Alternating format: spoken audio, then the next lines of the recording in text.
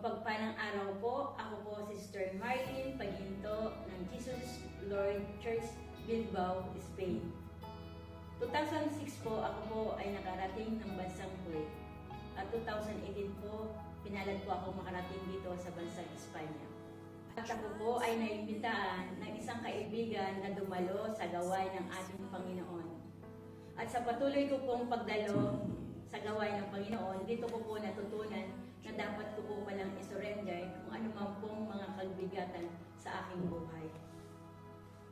At isa po rito ang aming relasyon mag-asawa. Sa tagal po ng aming pagkawalay, ito po ay nagkaroon ng lamat.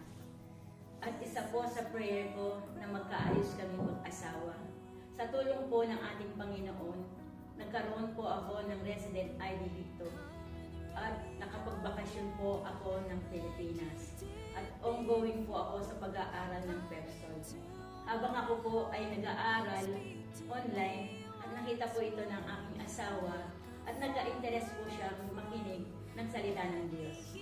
At sa patuloy po niyang pakikinig ng salita ng Diyos, alam ko po, ito ay galaw ng banal na Espiritu upang ma-restore ang aming relasyon bilang mag-asawa.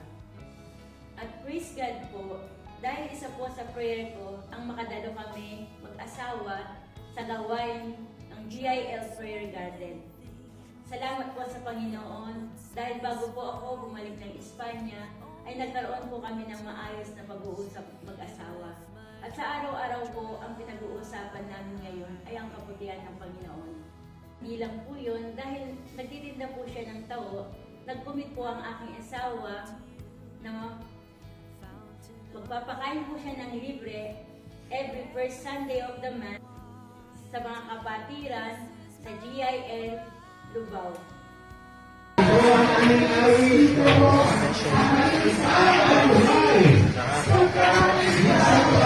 May palibreng taho po si Brother Dex sa GIL Lubao. God bless your business, Brother Dex.